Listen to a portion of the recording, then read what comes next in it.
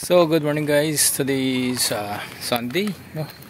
August 10. So after jogging, after exercise, nandito naman tayo magwalis or magdilig sa garden.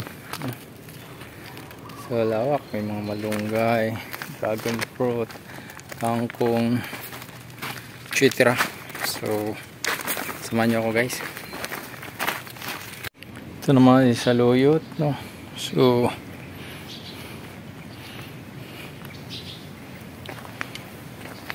ito talong, yan, maraming bulaklak, maraming bunga, yan. So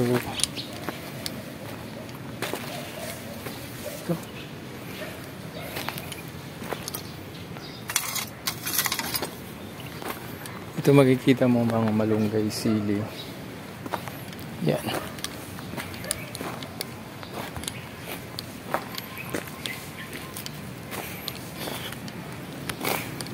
Tutor ko kayo. So dito sa kabila kamatis. Yung kamatis. Then lemongrass. At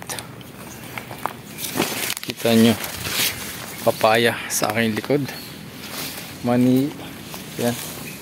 Kamote, fine nuts, marami pang iba. So ito yung buhay natin, ano?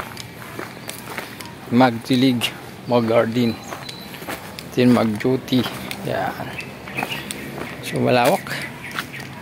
So ngayon guys, magdilig muna tayo. Dilig naman tayo sa mga kangkong.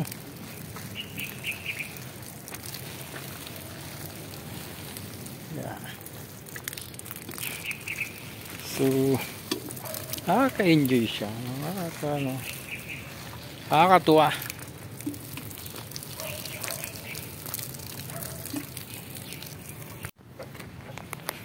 So next nating didiligan yung mga dragon fruits.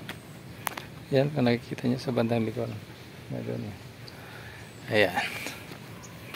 So dito naman guys is okra. So makikita nyo ang daming okra.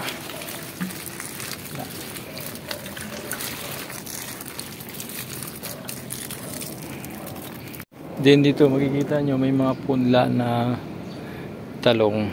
Yan. So ready na yan siya. Halimbawa tulad dito itong flat na to, wala pang tanim. So ito ay preparation para sa mga punla.